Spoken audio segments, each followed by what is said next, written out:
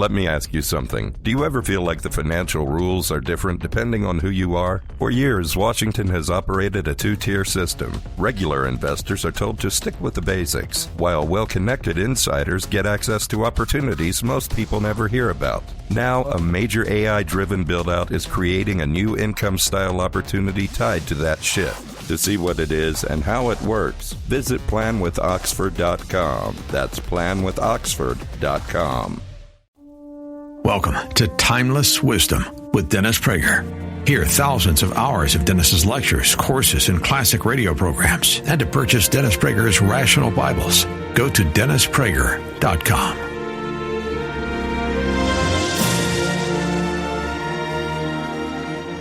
We're up to Genesis 19, my friends.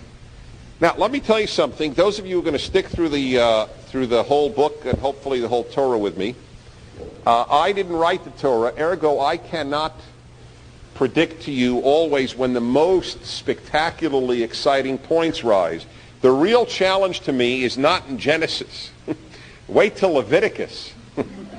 And, you take a turtle dove and two pigeons and, and a bullock of 3 weeks old and so on. But that's going to be the challenge. I think that there's profundity all over. But understand, some chapters are richer than others, obviously, and so that's just part of the way it goes. That's by way of saying that 19 is not as rich as 18 was. So we would simply go faster in it, and let's see what we go to. Okay, so you know what we have just done. We have just had Abraham arguing on behalf of Sodom and Gomorrah. Those of you who were with me recall that he made two arguments to God, and God ignored the one on justice. It was the one on compassion, because on justice alone, they deserve to be destroyed. On justice alone, the world may deserve to be destroyed. I mean, if you were God now and looked down and saw Bosnia and saw Somalia and saw the torture chambers of Iraq, you might conclude on justice alone that I could do a lot of honest destroying. There is so much evil taking place. So it is compassion that ultimately animates God to respond, because that's the more effective argument that Abraham raises. Okay, the two angels arrived in Sodom. Who were they arriving for?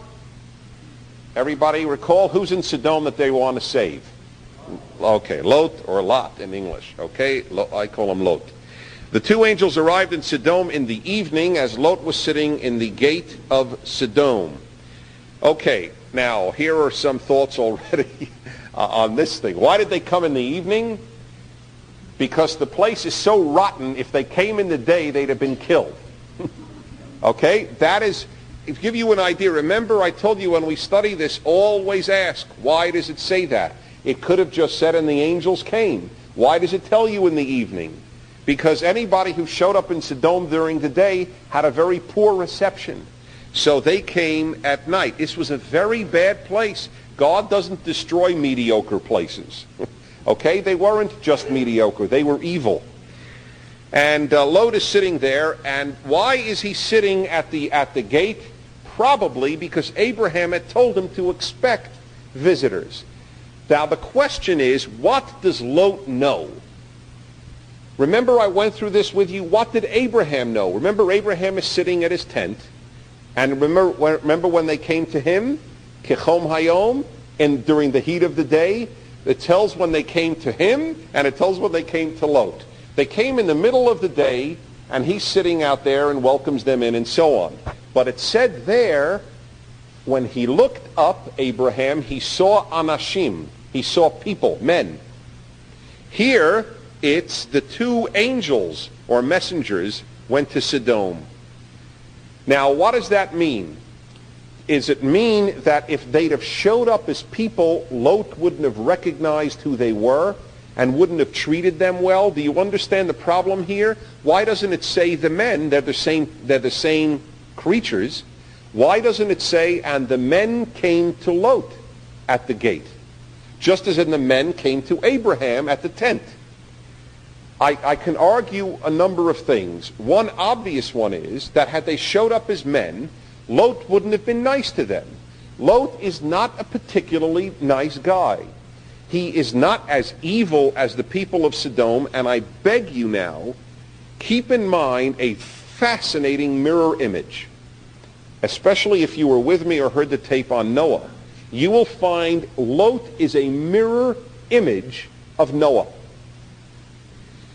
Remember the discussion on Noah? It describes him as a good man in his generations. In other words, in a miserable time, that's the implication, he was okay. And we don't hear a thing about him. We don't know why he's good. We just take the Torah's word. We know why Abraham's good. Look at the argument that he just made on behalf of strangers. And I want to talk more about strangers today, but not right now. We know why Abraham is good. We don't know why Lot is good. We don't even know if he's any good.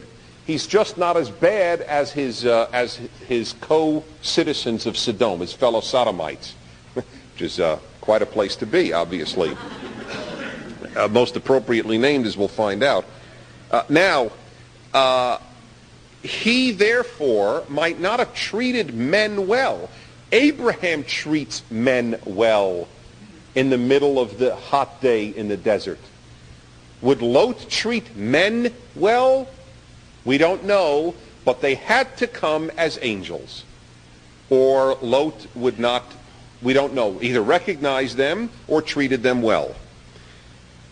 Or I may be wrong. There may be nothing to be read into this. I hope that is a possibility, because we don't know for sure that he knows who they are, though the suspicion is that he does.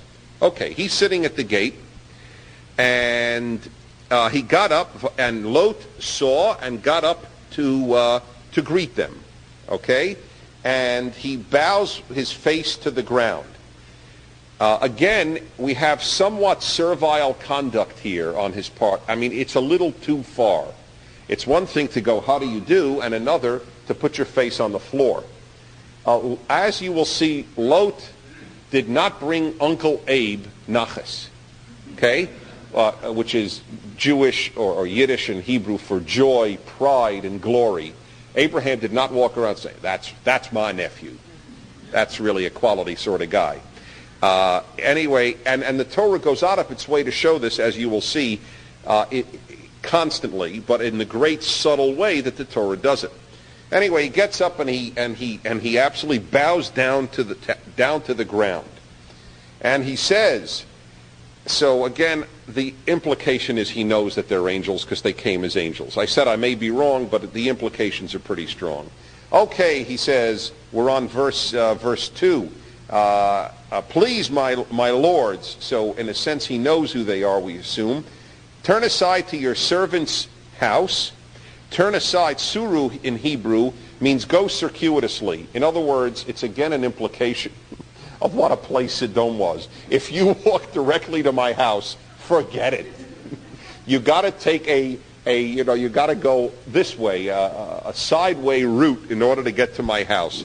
Again, it's one of those subtleties that you pick up from the sentence. You will sleep and wash your feet and get up early. That's very important. Does it say it? Do you have it? Get up early?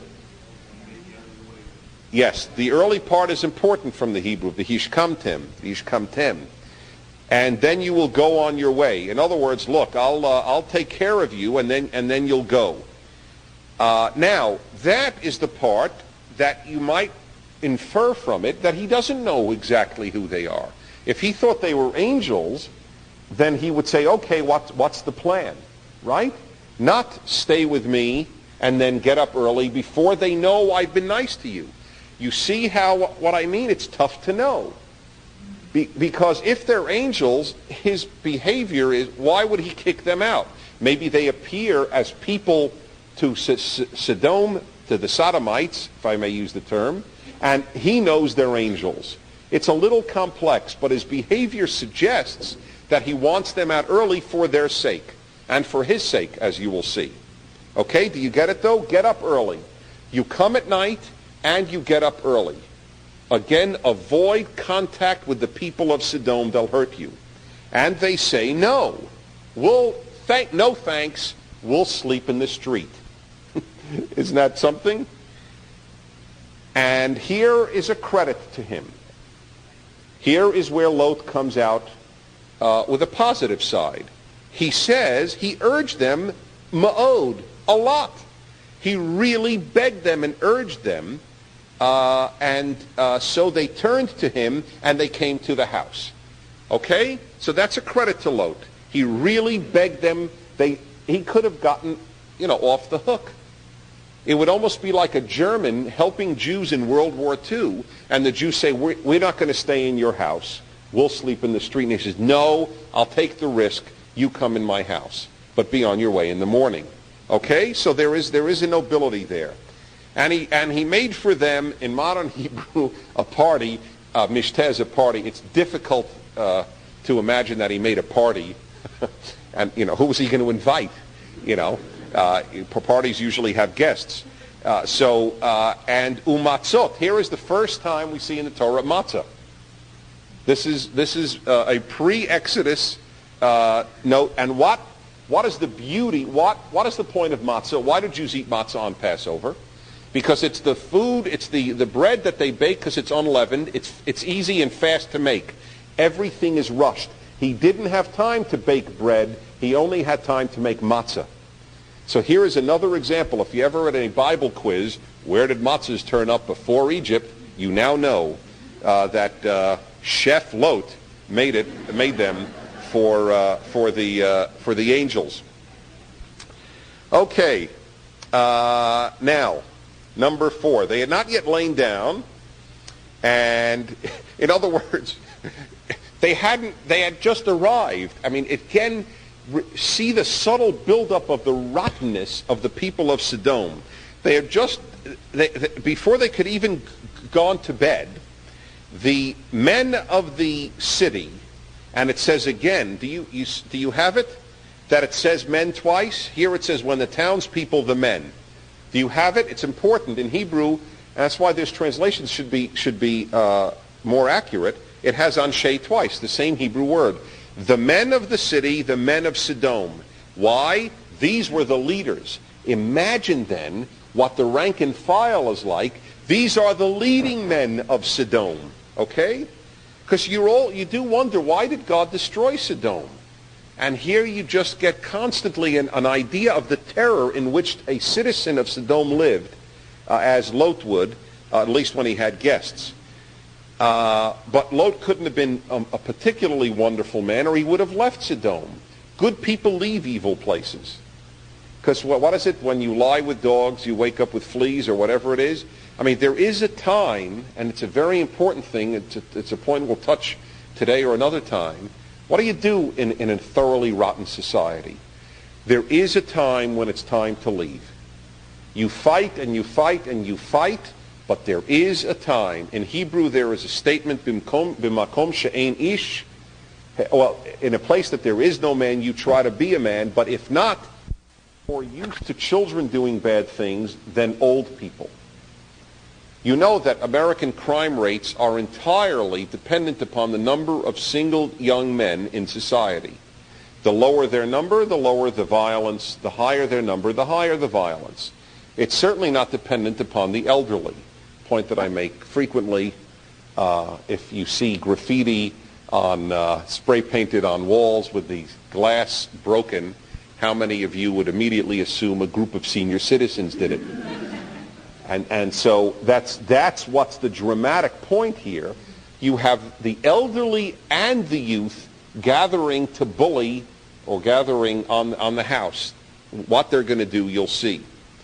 Okay, verse 5, and they called out to Lot, and they said to him, where are the men who came to you during the night?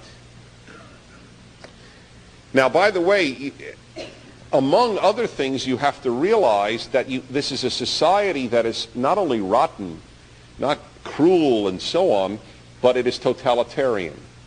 It is the forerunner of a communist or Nazi-type state where whoever visits you is known. I remember going to apartments in the Soviet Union, and there would be a woman who would simply check off every single person who came into the apartment building. It just was a given. There was a woman on every floor of a hotel to make sure no Soviet citizens ever came there. This is a forerunner, if you will, of totalitarianism, that they already found out this. Hotziem Elenu, take them out to us and let us know them. In Hebrew, to know a person, in biblical Hebrew, is to have sexual intercourse with a person. And Adam knew his wife Eve. This was not in order to let us learn about them so we can bring the appropriate gifts to your visitors. This is let us know them biblically. Let us, Sodomites, sodomize your guests. That's exactly what they were asking to do, and from which we get, of course, the word. So you have to understand what is happening here. First, it gives you an idea of the type of people. They want to rape the guests. It's also homosexual rape. It is also even beyond those, it is the ultimate violation of ancient Near Eastern morality. And that is, there was one thing sacred in the most miserable and barbaric of ancient Near Eastern cities and villages, and that is your home. You could have the murderer of my child in your house, and I leave it alone. And here, they didn't even honor that. 19:6. He goes out to them, that's Lot, at the opening, and he shut the door behind him. Now, this is one of the things that plagued me when I prepared this. Why did he shut the door? Why would the Torah go out of its way to add that word? Why? It's again a good example of how you have to study the text. And he went out to the men of Sodom and spoke. But he went out to them and he closed the door behind him. What could be the reason for that? My theory is not pro-Lot.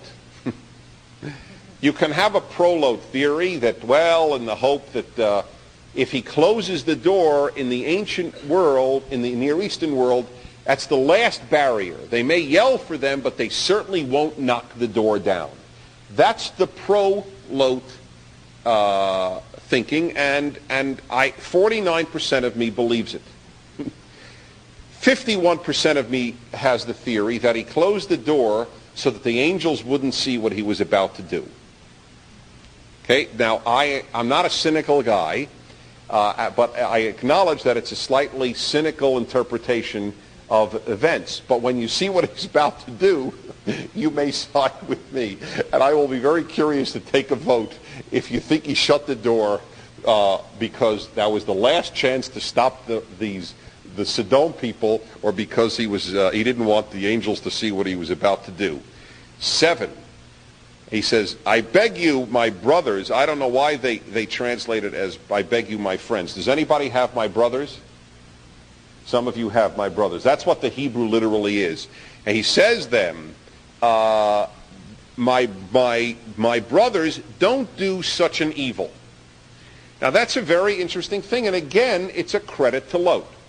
Okay, so you understand, he's like Noah. He's not a moral giant, but he's not like the rest of the people. You got to understand that. He is saved because of his relationship to Abraham. But you got to realize that in his own right, he's not like these people. He comes out and says, don't do evil. He actually uses the word, don't do such a wrong. Now, what is the wrong? That's very important. What is the wrong? The wrong is, I would have to say, the wrong is violating his home and his hospitality to his guests. I don't think the wrong, because it couldn't be homosexuality, because to tell the people of Sodom that homosexuality is wrong is a joke, is not possible. To tell them that rape is wrong is not possible. But to tell them that violating hospitality is wrong, that is the one possible thing that he can actually get by with, where they could actually hear him. However, when he offers an alternative to them, everything does come, or some things come to question. Verse 8 is in our modern minds quite a winner verse. It's pretty remarkable. My laughter is gallows laughter, you have to understand.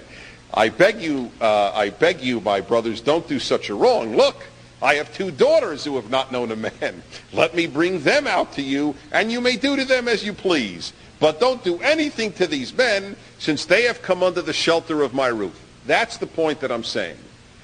It's not rape. It's not homosexuality. It's hospitality.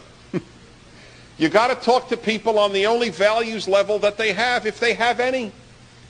So, guys, I understand you. But, after all, and that's what he said. But do not do anything to these men. Now, had it been, do not do anything to these men, period, it would have looked odd. What then was the argument? But the argument is clear. Because they have come under the shelter of my roof. That's what matters in Sodom. Even you guys know that's a wrong. Okay? This episode of Timeless Wisdom will continue right after this. Gold and silver recently soared to record highs, then pulled back. So are precious metals still a good buy? Many Wall Street experts predict higher prices ahead. Why? Because we still have trillions in national debt, a declining dollar, and inflation that keeps shrinking our savings. Even with corrections along the way, gold remains a historical hedge for wealth protection. That's why Morgan Stanley's chief investment officer ditched the 60-40 stock and bonds portfolio and recommended up to 20% in precious metals. They're getting educated, and you should too. Call Lear Capital at 800-992-2255 for your free gold investment kit, and learn how you could qualify for up to $20,000 in bonus gold. Lear Capital has over $3 billion in transactions and thousands of 5-star reviews. Call 800-992-2255. That's 800-992-2255, or visit LearAlex.com. Now, back to more of Dennis Prager's Timeless Wisdom. But they said, stand back. And before I go on, there's actually a point I wanted to make about the offer of the daughters, which is an important point. How does he appeal to them to take his daughters and rape them? By saying that they're virgins. I have a point to make here. I've never valued virginity. I have always been a modern in that way. But understand what it has been for the vast majority of humanity historically, and the vast majority of humanity today. A woman's virginity is of extreme importance. I have no relationship to that, I must tell you. It's, to me, the quintessence of sexism. He can do what he wants, but if she's not a virgin, and I am not a raving feminist, some of you may be aware of that fact, but I find this to be a quintessentially macho, sexist piece of drivel, that matters, that is a defining element of a woman. But and to prove my point about how unrelated so often sexual mores are to moral mores, look at what appeals to them. These guys value virginity, and they are the scum of the earth. Do you see what I'm saying to you is, and I have felt this for many years, the relationship between some, not all, but I would even say many, sexual mores and the actual ethical, moral decency of a civilization are frequently absolutely unrelated. Okay? And this is the part of me that argues with those to the right of me, who are very concerned about sexual morality. Sexual morality is a subject unto itself, which maybe when we're in Leviticus we'll talk about. But it is much more complex than those on the right religiously and politically often tend to think it is. Here you have a value on virginity as if it matters, and it did matter in those days, and look at the type of people they are. Now,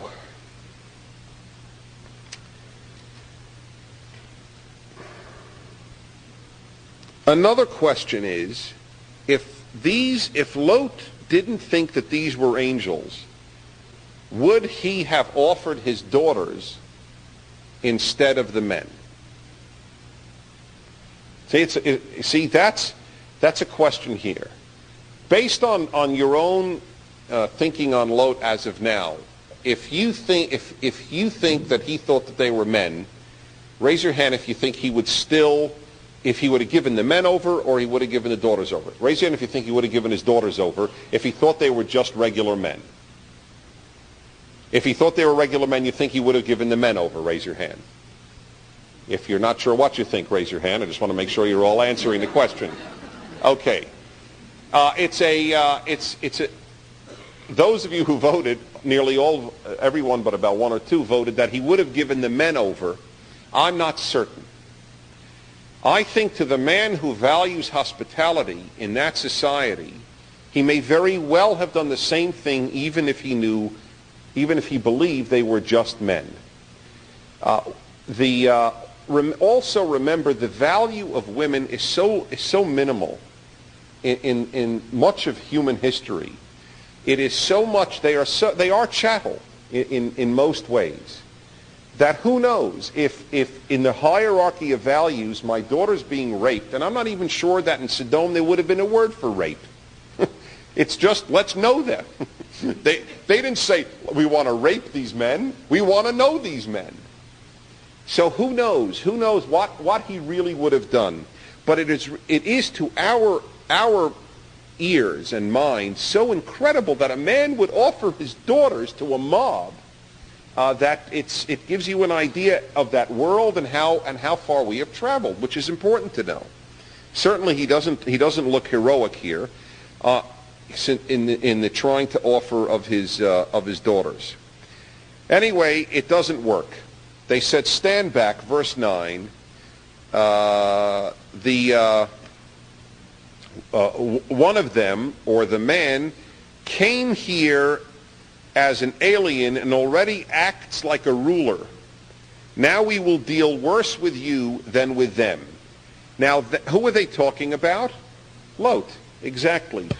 What's with you? What's with you, Lot? You're an alien. You have moved in here.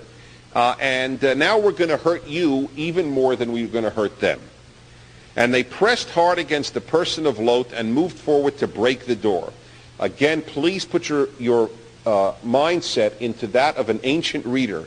They're going to break down the door, and that's the argument. That's why 49% of me believes he closed the door in order to have that last protection of hospitality. Are you with me? Because nobody in our world broke down doors. To this day in the Arab world, it is a vastly, vastly important value, hospitality. You just don't break down the door when there are guests. But the men stretched out their hands, the men being the angels, and pulled Lot into the house with them and shut the door. Well, the assumption is they opened the door, stretched out their hands, and shut the door. And angels can do a lot of funny things. That's correct. You're a pleasure to have, I got to tell you. This episode of Timeless Wisdom will continue right after this. Gold and silver recently soared to record highs, then pulled back. So are precious metals still a good buy? Many Wall Street experts predict higher prices ahead. Why? Because we still have trillions in national debt, a declining dollar, and inflation that keeps shrinking our savings. Even with corrections along the way, gold remains a historical hedge for wealth protection.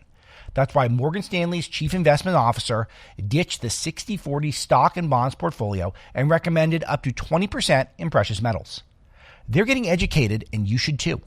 Call Lear Capital at 800-992-2255 for your free gold investment kit. and learn how you could qualify for up to $20,000 in bonus gold. Lear Capital has over $3 billion in transactions and thousands of 5-star reviews. Call 800-992-2255. That's 800-992-2255 or visit LearAlex.com. Now, back to more of Dennis Prager's Timeless Wisdom. Verse 11.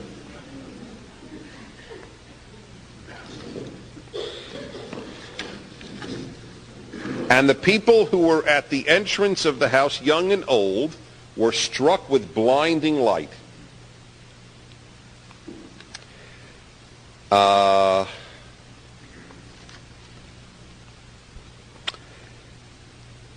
So that they were helpless to find the entrance. They were not made blind. They were struck with blinding light. If they were made blind, they would have still been able to go into the house. Right? I mean, they're right at the door. You don't have to have sight to open a door that you're in front of. So that wouldn't have worked. They had to actually have blinding light where they were, in effect, paralyzed in movement in what they did. Obviously, this is miraculous behavior on the part of the angels who can do that sort of thing.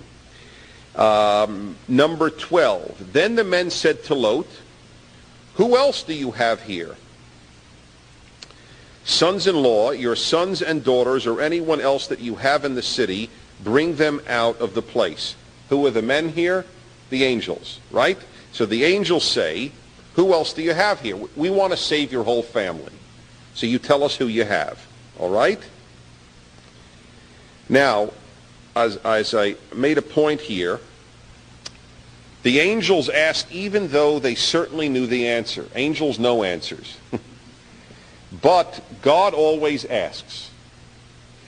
The question, and this helps answer your question, God knows, God doesn't need our anything. He doesn't even need our answers.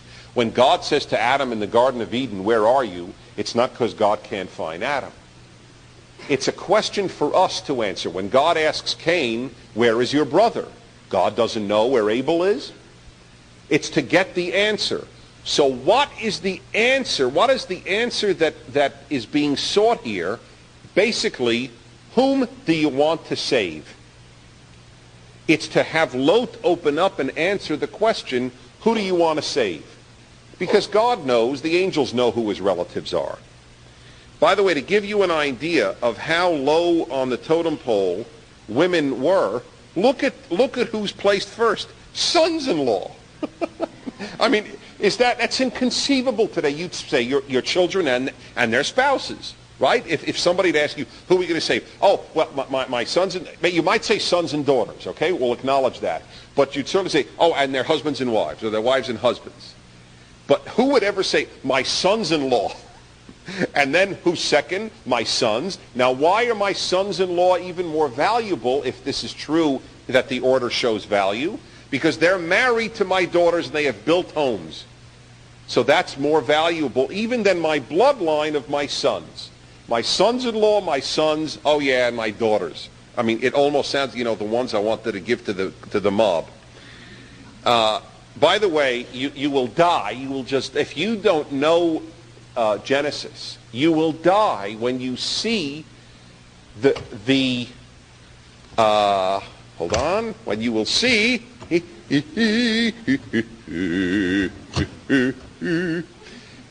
the way the Bible has tit for tat. All through Genesis, if you hang around, you will see the most amazing belief in recompense for deeds. In Hebrew, it's the best, midah keneged midah. Measure for measure. Thank you. That's right. Measure for measure. He gets paid back, Lot, for offering his daughter to the men. Boy, does he. He gets screwed, as you will see, by them. That's the unbelievable denouement of the story with Lot and his daughters. Anyway, let's see. What are we up to? 13. Oh, David Wolpe, whom I go over these, Rabbi Wolpe, whom I know many of you are familiar with, made a point here. There are moments in life when each of us has to decide whom to leave behind and whom to take with us. And it's true, isn't it? Who do you carry on in life when you move on? Who do you take with you? And in that sense, it's somewhat of a homiletic, but I thought it was a good point. That's what really he's being asked, Lot, by the angels. We're at 13. For we... oh,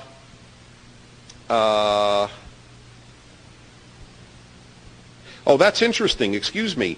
It's not Lot who said sons-in-law first. It's the angels. So it's really totally societally given. Even the angels put the sons-in-law first. For we are about to destroy this place because the outcry against them, because their outcry against is been heard by God, and God has sent us to destroy it. I have to say to you, we don't have a conclusive answer unless any of you can show me evidence from the text as to at what point Lot knew they were angels. Is it from the beginning? If it's from the beginning, you would think he would known about the destruction. I don't know that answer. I'm just saying it's an interesting question. At what point did he know? It might have been from the beginning, but you were not certain because of the information given here, which you would have assumed he would have had earlier. Maybe he did. Maybe he had it from Abraham. Anyway, 14. And Lot went out, and he spoke to his sons-in-law. Now here is the takers of his daughters. This is a tough one. This is very tough. First of all, it's again the emphasis on the sons-in-law, you notice, right? Now, it's a very odd construction. First of all, I thought his daughters never knew a man. Right? I mean, this doesn't say much for the sons-in-law. Presumably, they're other daughters. I mean, I'm saying presumably. Maybe he lied about his daughters. They could have been betrothed. So that's right. In other words, they could have been the same daughters. You're considered a son-in-law in betrothal, and so that could be the thing. So everybody's on the up and up here, or it could have been other daughters. It probably is betrothal. It's right to the point because I try not to interrupt. Yeah? I see. That's interesting. What translation is that? Word to be taken. Or word to take, I think. Yeah, the actual literal Hebrew is the takers of the daughters, which is not a genteel way of speaking about the sons-in-law. That is not how the Torah describes men marrying women. Okay, I just want you to know there is an implication here. The implication is that he is probably right on betrothal, but what is interesting is they did not leave with him. I think what the Torah is saying here is they were the takers of the daughters, but they didn't really love them or bond with them. They just had taken them because they didn't go with the family. Okay? I think that it goes out of its way to describe a non-familial, somewhat animalistic almost, relationship to the daughters as the takers of the daughters. What kind of sons-in-law are they? Daughter takers. But once there's family trouble, they don't go on, as you will see. He says to them, Lot says to them, come, get out of this place, because God is destroying this place, is going to destroy it. And he appeared as a joker, as a laugher in the eyes of his sons-in-law. Isn't that something? By the way, the same word is used, mitzachek, as how Sarah reacted when the news about Isaac came, and Isaac in Hebrew is laugh. So there's a play on this word throughout these chapters here. But anyway, they didn't go with him. The sons-in-laws were not terribly attached to the family, and they did not leave, and he appeared to be a joker in their eyes. Now, by the way, that too is interesting. If Lot had had a reputation as a God-fearing man in his family and among others, he probably wouldn't have appeared as a joker. Isn't that interesting? Do you agree that that's possible? All of a sudden, if a guy who seems like you all of a sudden turns God-fearing, he seems like a joker. If the guy had had a reputation as being in touch with the holy and the moral, I don't think he would have appeared to have been a joker to them. Is that a fair reading to you? Again, I am trying to understand the character of Lot by inference, since it's never directly spelled out. Anyway, the sons-in-laws don't leave. Verse 15. And at about dawn, the angels urged strongly on Lot, saying, get up. Now, by the way, notice how many commands and active verbs are here on doing things to Lot. Lot doesn't really want to leave either. No wonder he appeared as a joker to his sons-in-law. He probably himself wasn't thoroughly convinced of it. Because if he were, why would the angels have to urge him? He would have said, let me get out of here as soon as possible. He didn't. Look at what happens. In 15, the angels urge Lot, saying, get up, take your wife and your 2 daughters who are found here.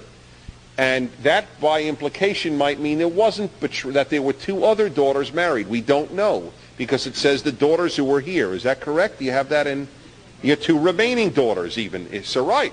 Well, that's, in other words, the sons-in-law kept their wives, his other 2 daughters. So that would appear to say that we don't have the betrothal issue. So lest you be destroyed in the sin of the city. This is a very important philosophical moral point. Lest you be destroyed in the sin of the city. You all have that? Iniquity or sin of the city?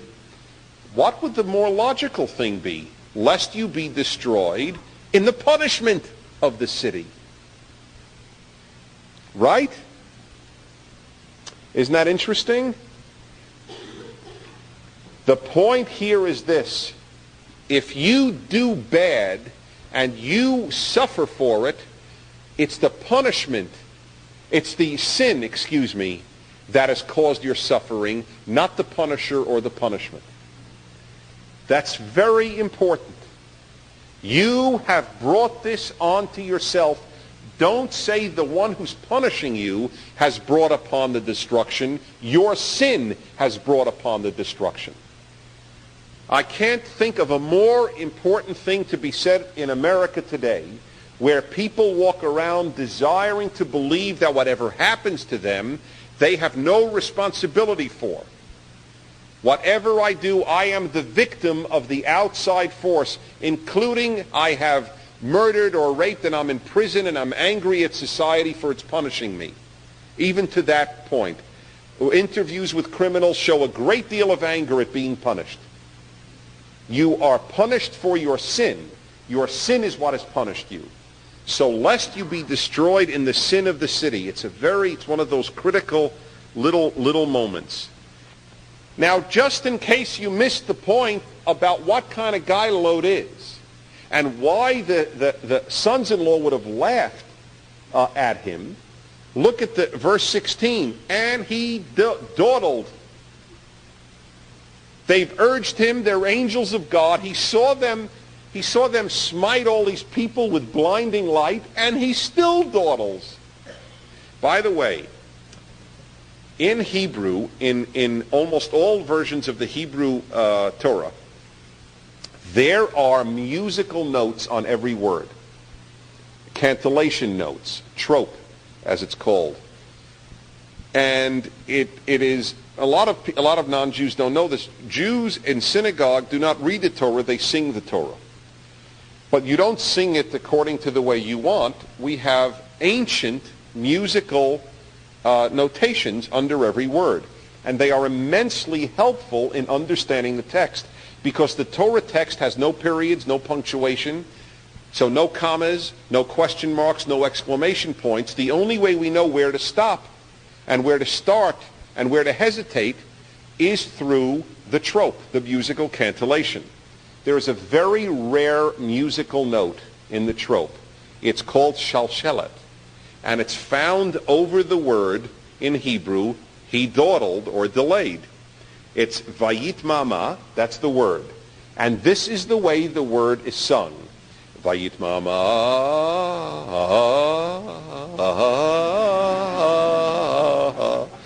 It's almost like the writers of the cantillation had a sense of humor. To make sure you know how much he dawdled, they have the longest musical note in the entire trope on top of that word. There's another time you have it, by the way, when the wife of Potiphar wants to seduce Joseph.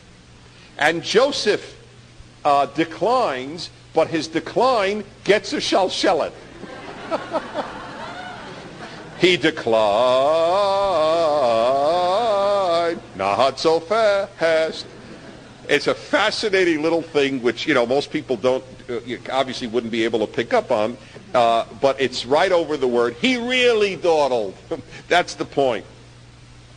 And now, number 3, where they are pushing him. Vayachaziku hanashim biyado, and they strongly grabbed the men, the angels, his hand and the hand of his wife and the hand of the 2 daughters. Now here is the giveaway on why I'm unimpressed with Lot. Bechemlat Adonai alav, because God felt pity for him. God didn't save Noah out of pity. God saved Noah because he deserved it. Lot got saved because God had pity on him. This is a loser. He's a loser. Not evil like the rest of the Sodom people, but he's a loser. And God just felt sorry for him, and you get an idea of what a loser he is. God's about to destroy everything around him, and the guy dawdles. And they urged him, and they told him, get up, and they told him, take, that's 3. He dawdled 4. 5, they grab his hand. 6, we're still in verse 16, vayotziuhu, and they took him out. 7, vayanichuhu, and they placed him down. It's almost as if they took him like this, carried him out, and put him outside of the city. The Hebrew word is hilarious, vayanichuhu. You never have it with people, and it's like you place an object. And they placed him down. The man didn't want to leave. He didn't want to leave Sodom. It's about to be destroyed, and he sees angels doing miracles. This is not impressive. However, never ever think that there's no Lot in us. Every one of us has Lot in us. Who wants to leave?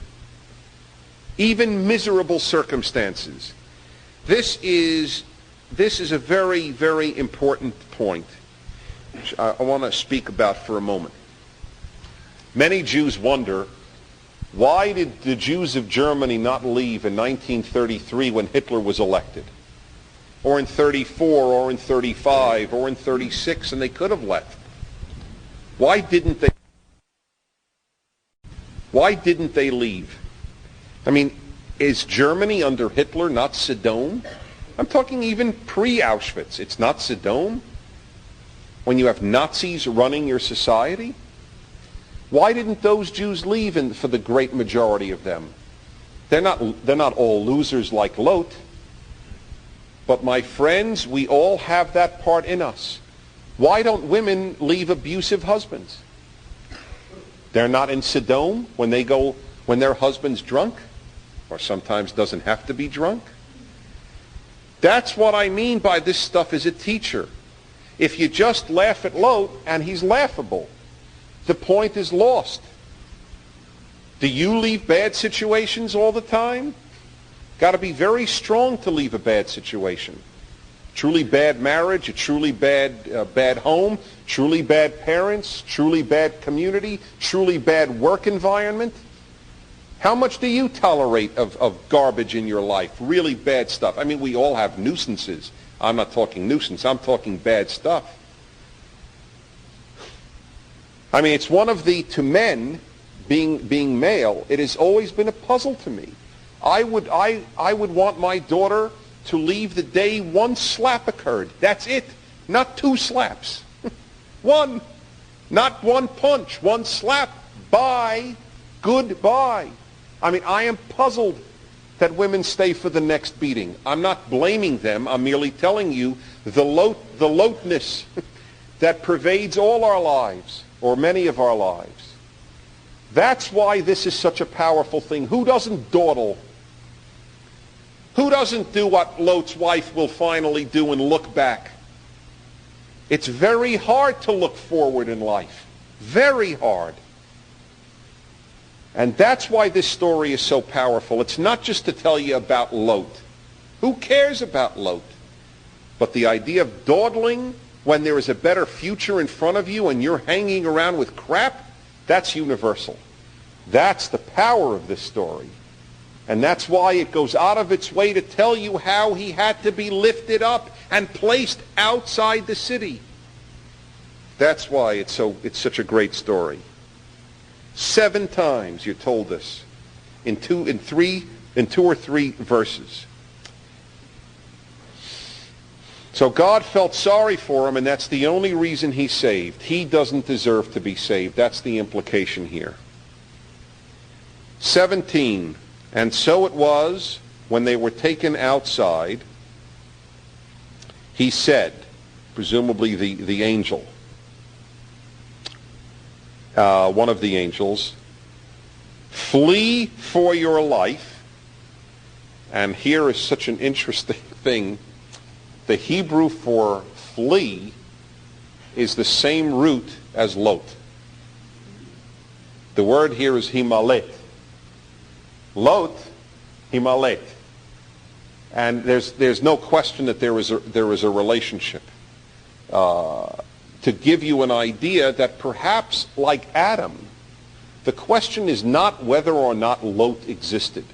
To me, that question about the Bible is an unsophisticated question. Did Adam really exist in the Garden of Eden is an unimportant question. Did Lot really exist is unimportant. Did Romeo and Juliet exist? They didn't exist. Do you not learn from Hamlet?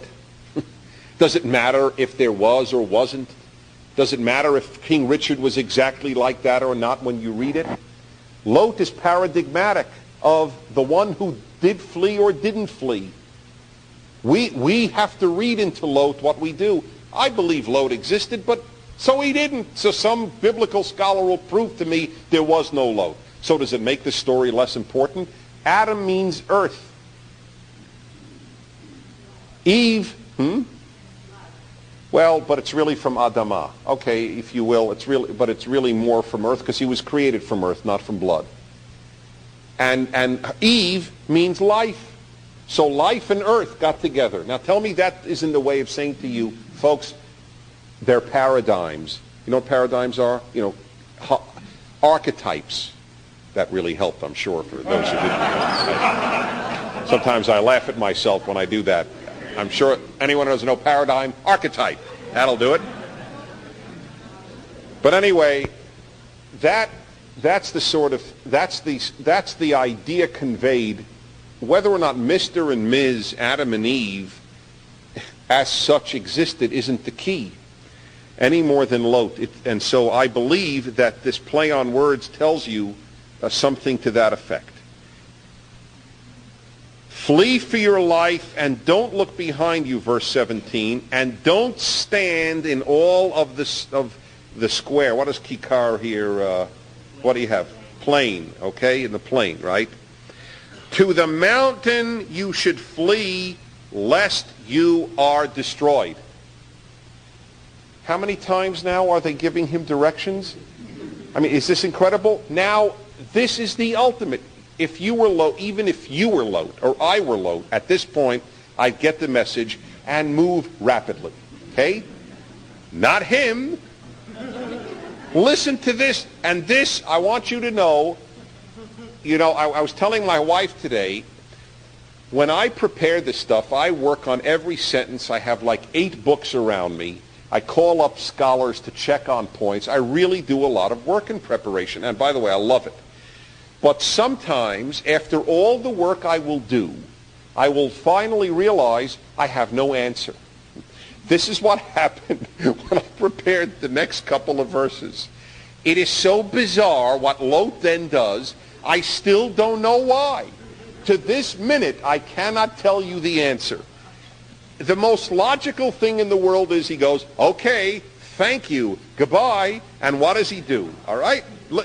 Maybe you can help me out. 18, and Lot says to them, no, my lords.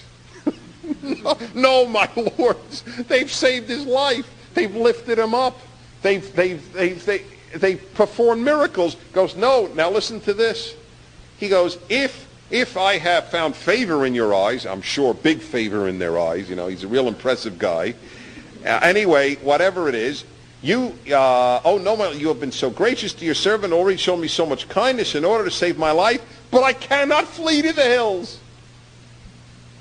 Now that cracked me up, lest the disaster overtake me and I die. Look, that town there is near enough to flee to. It's such a little place. Let me flee there. It's such a little place. And let my life be saved. Huh? Now, do you understand how bizarre this is? I have analyzed this to death. And I have no answer until finally I read one scholar who said he was bumbling. He was a bumbling idiot at this time. And I'm trying to figure out the words of a bumbling idiot. And would you believe it? That's what one of the biggest scholars on Genesis finally concludes. It makes no sense.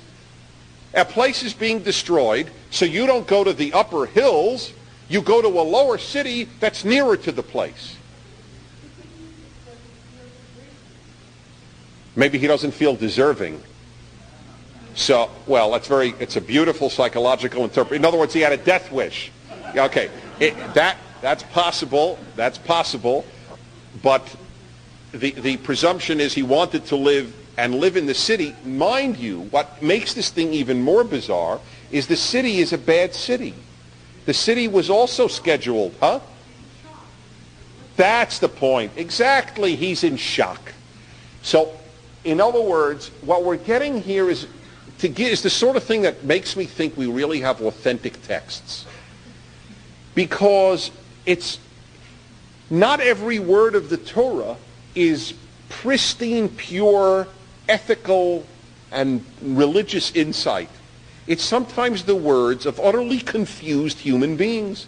And there is nothing to be learned except that it's an accurate story. Why is he trying to save the people in the southern suburbs? He's trying to save those people. He's saying, I'll be there, save me. We'll see in a moment. He says maybe he wants to save the people of that city.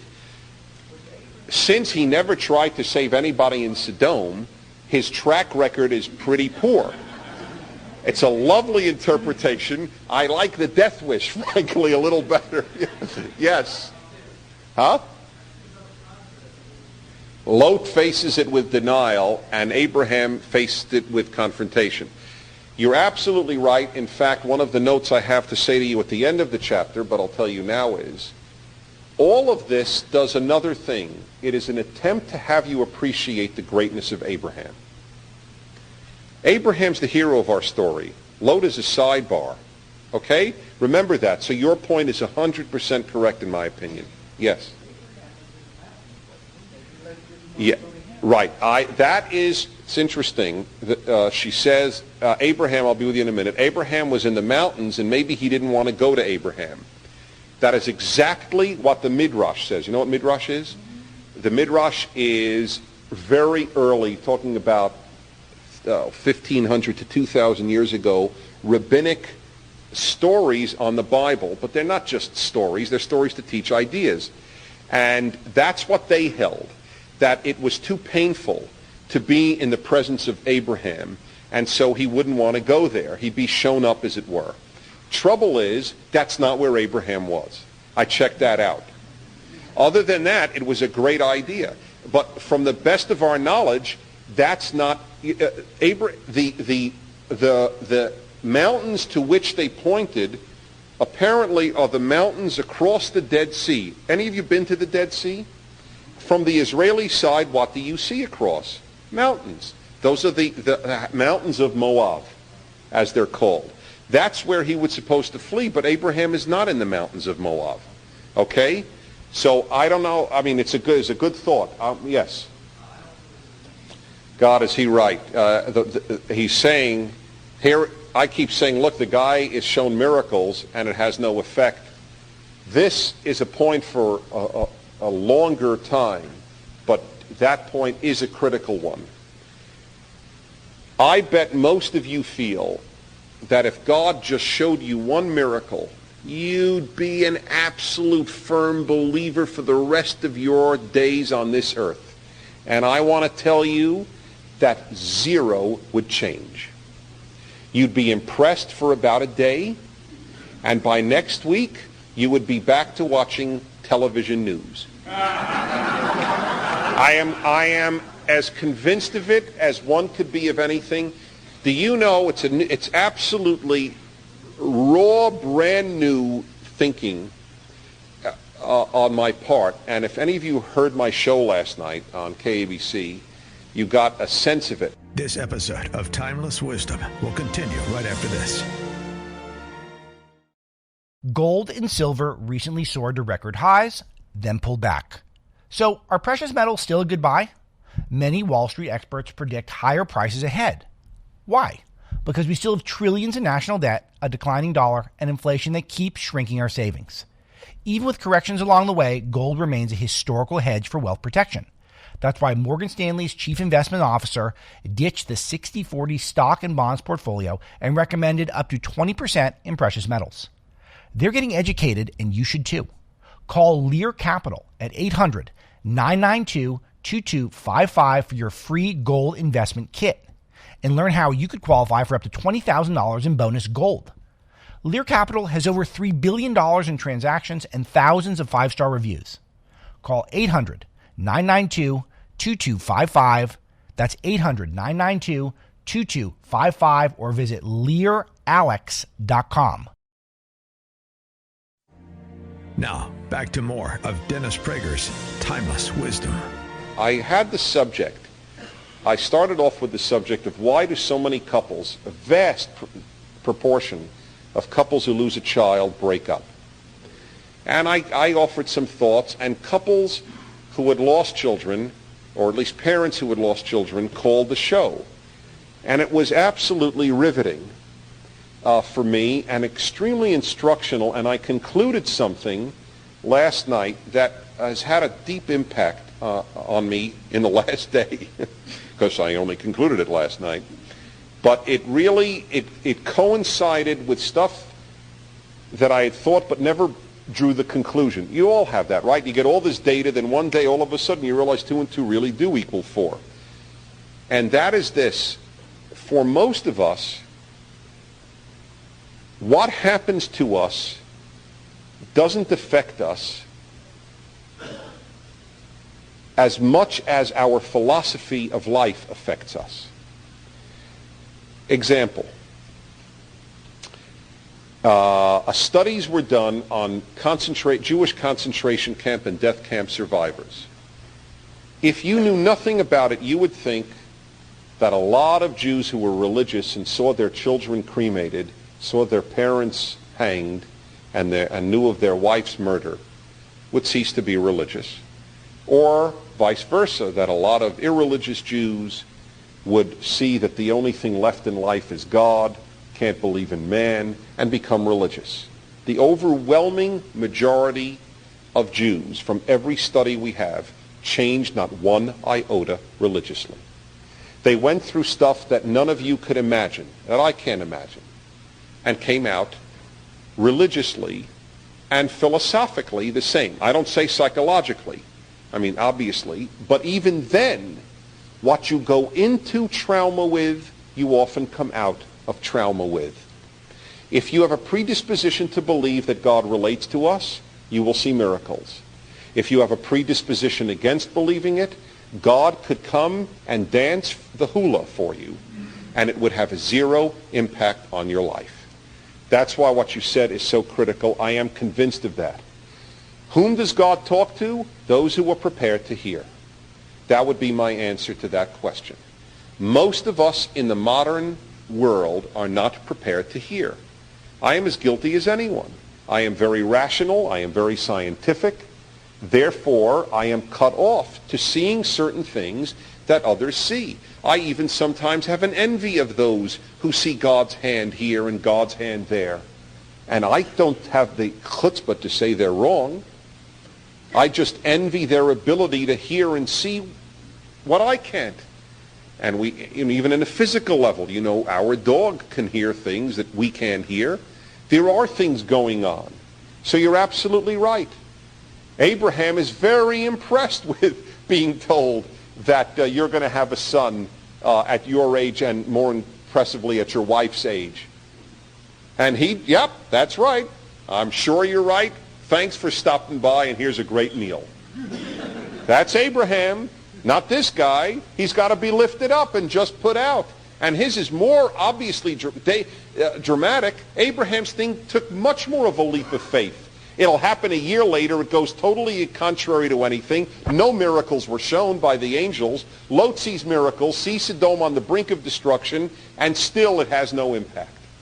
Yes, that's why that point is so important. Yeah.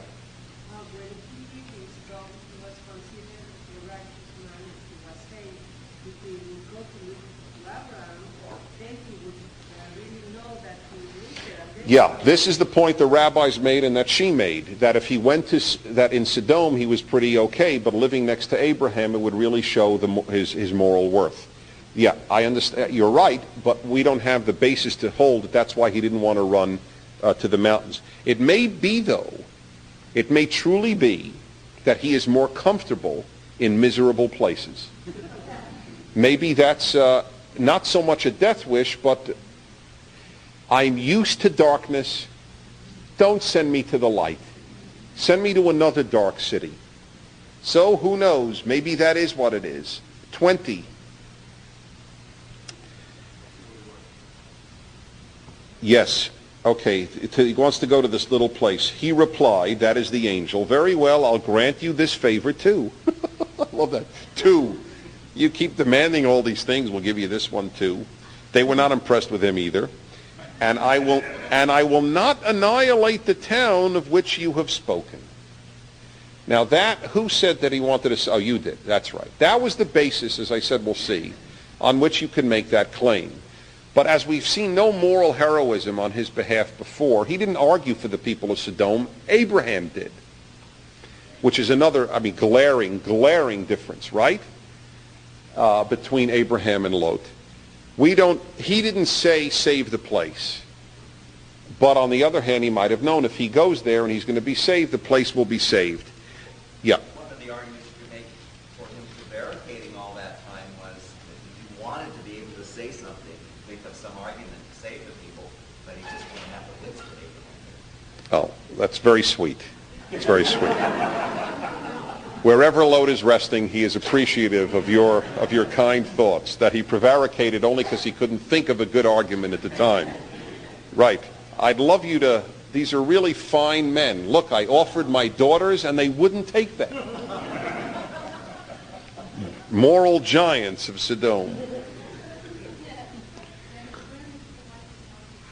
The wife and daughters are with him right now when he's having this discussion, but wives and daughters don't talk to angels in Genesis.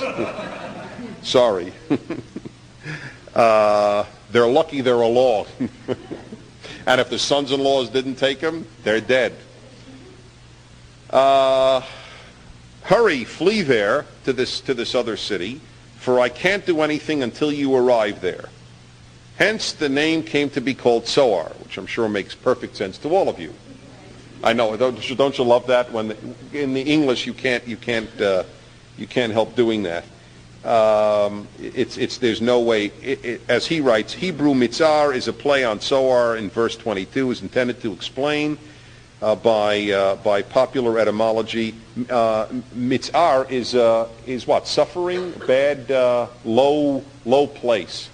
So that's how it got the name, presumably. 23. As the sun rose upon the earth. By the way, it's not that in Hebrew. In Hebrew, it's very weird. Hebrew, it's usually Hashemesh Allah, the sun rose. It doesn't say that here. It says Hashemesh Yatzah, which means left. It's very odd. It says or went out. It's like the sun went out on the land. I'm just telling you that because it's an interesting Hebrew construction. And Lot went to Zoar. And God rained upon Sodom sulfurous fire, and it's added again, from the Lord out of heaven. It would seem to be redundant. Is that not correct? It said here that God did it, and then it says it came from God out of heaven. It's simply to make the point it's not nature doing this, it's God. Just in case there was any doubt, it is purely coming from God. In other words, what we assume is some massive earthquake-type upheaval did take place in that area. It is apparently it is verified by some archaeological study. And what the Torah is saying is God did it. Don't think this was just a natural phenomenon that took place. By the way, there is an interesting question I have. It says, I won't destroy Zoar because you, Lot, are there. But why would God destroy Sodom if Lot is there? Is Zoar of a lower moral deficiency? I don't have an answer to that question. It's just something, if you come up with, I would appreciate. It's one of those puzzles that I couldn't figure out an answer to. God rains all of these things on them. 25. He annihilated those cities and the entire plain and all the inhabitants of the cities and the vegetation of the ground. Notice when Noah is saved during the flood, it says, and God destroyed all man on the earth, except for Noah and his family, and all the animals. It doesn't speak of the vegetation, and here it doesn't speak of the animals. My theory is that, remember, this is being read by a Jew looking at a desolate Sodom. And it's an attempt to explain the desolation of that area. You don't even see vegetation in Sodom. If you've been to the Dead Sea, it's a world of salt. It's why it's called dead. It's dead. In Hebrew, it's not Dead Sea, it's Sea of Salt, but it's all dead. Nothing grows there, basically. And so I think that that's the point that it wished to make. You know why it's dead? If you look at Sodom today, Jews, because God destroyed all of the vegetation. Okay? Or the other possibility is they were so cruel they didn't even keep animals there. But I doubt it. Just wanted to throw that as a possibility. And here is one of the most famous statements of the entire Bible. Lot's wife looked back, and she thereupon turned into a pillar of salt. And that's what happens if you look back. It's a very powerful imagery. And by the way, Josephus claims at the time of the era of Jesus, Josephus, the Jewish historian, claims to have seen the pillar of salt. If you go today to the Dead Sea on an Egged bus tour, your Egged bus tour driver will tell you there is a pillar, and they will still point out, but that's somewhat of a joke. Everybody does look for it, though. And it is true, I have not used the Torah as a metaphoric book. I have tried to be very strict to the literal writing. But the concept is very powerful. You look backward, you die. Not so much you die, you don't deserve to go ahead and be in the next place. more. All right. Punished her and other ways. No. Well, it's basically the same thing, that you don't go ahead or you die. You may still breathe. That's why I must tell you, I say this to older people all the time. I have the chutzpah to admonish people twice my age. When I hear from an older person, after I will give a lecture, oh, it's not important for us old ones to hear it. The youth have to hear it. We're too old to change. That strikes me as exactly Lot's wife. A lot of old people have the Lot's wife syndrome. They only look back, and they end up a pillar of salt. It's natural when you get older to look back. Of course. In fact, being more or less at mid-age, 44, I realize that I now, a lot of the time, not majority, 40% of the time, let's say, have memories. When you're 20, you only think about what'll be. You don't have memories. What are you going to remember? What, things were great at 14? I mean, there's nothing to remember. But now I have a lot of memories. I have a storehouse of memories, and they're a very real part of life. You should have memories. They're a very powerful part of life. But if you only look backward, you turn into a pillar. That's exactly the point here. You have to move on even at 88, or you're a pillar. By the way, Lot's wife wasn't 88. You can be a pillar of salt at 30, and you could be a dynamo at 80. And you all know that because you all know exactly those two types of people. There are people who were dead in high school and go on till they die. That's one of the few times I would use a homily, but I am convinced that that is part of the story. About whether you move on when you have to move on, especially from bad scenes, whether you look forward, whether you're able to change, or whether you just look back and turn to a pillar of salt. I'm going to really, as I think about this, I'm going to really write it up as the Lot's wife syndrome, as an affliction of old age that's far more corrupting than arthritis. And it's something that you really have to work against. It's okay to look back, but not only look back. And so that's why I think that that's powerful. I will stop here but take a few more questions. We get into a staggering story of Lot and his daughters next time, which, as I say, is the perfect measure for measure. Let me take these 17 and let me take a handful of you raising your hands, and then I do have to do a radio show. Forgive me. By the way, how many of you heard it last night? I'm just curious. Were you moved by it? I mean, were those calls meaningful to you? Because I was really overwhelmed myself. Okay, yes. All right, speak as loudly as you can. Shh.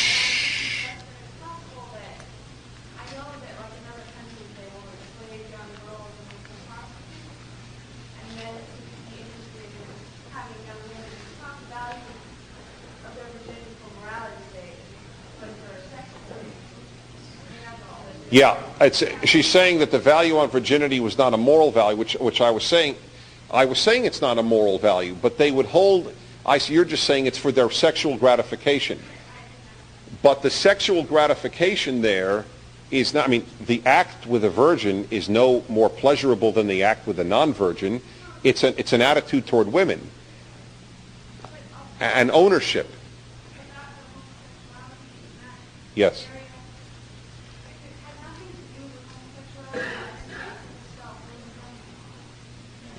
If it had nothing to do with homosexuality,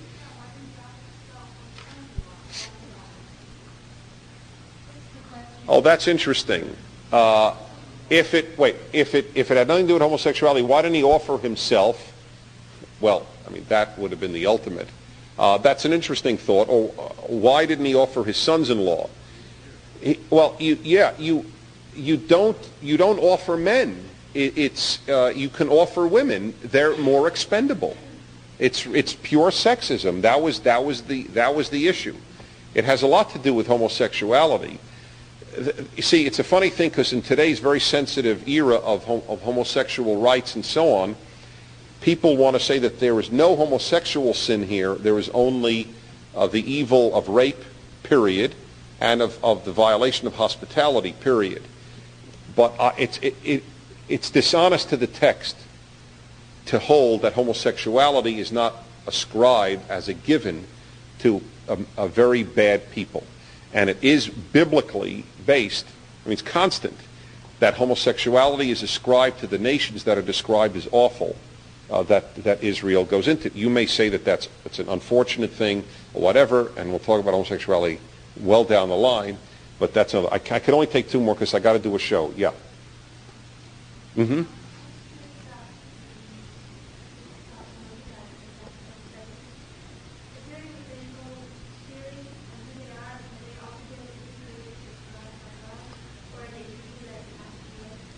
The theory on who the angels are. Angels are messengers of God who clearly come in human form. That's all we could really say. You mean who are they? Are they celestial creatures? They're angelology, and there is such a thing, is a part of rabbinic thought. I've never gotten into it personally, so I can't tell you. I can tell you, though, there is a belief, and whether it's literal or not is the question. There are Malachei Hasharet. Who do you sing Shalom Aleichem to on Shabbat? Shalom Aleichem Malachei Elyon Malachei Sharet. The angels of the above, the angels who serve you. Is the song imply that there really are these celestial winged beings? I guess it's up to you to conclude on your own. I got to take one final. Please forgive me. Sorry. Yes.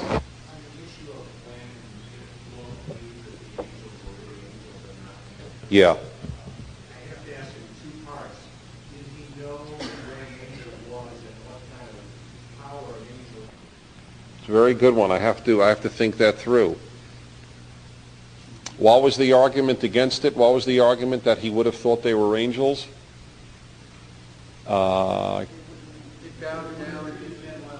The way, yeah, the servile greeting. Yes, he might have been. He's a mixed bag. Let's put it that way. No, he is, and that's important. I know I'm not I haven't been his biggest booster tonight, but he is clearly rungs above his brothers, as he calls the citizens of Sodom. I'm going to think that one through. I'll see you in 2 weeks. Thanks a lot. Thank you.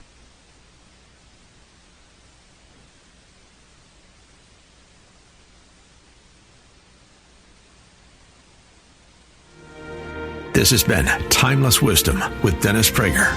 Visit DennisPrager.com for thousands of hours of Dennis's lectures, courses, and classic radio programs, and to purchase Dennis Prager's Rational Bibles.